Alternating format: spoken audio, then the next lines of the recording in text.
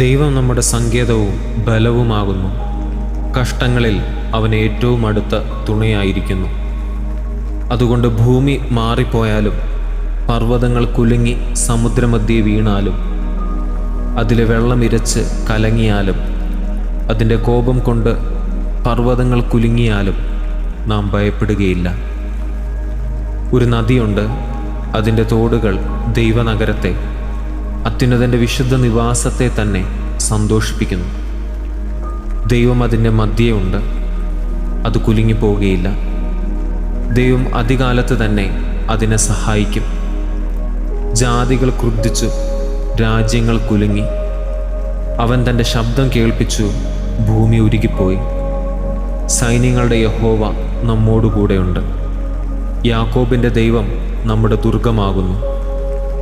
വരുവിൻ, യഹോവയുടെ പ്രവൃത്തികളെ നോക്കുവിൻ. അവൻ ഭൂമിയിൽ എത്ര ശൂന്യത വരുത്തിയിരിക്കുന്നു.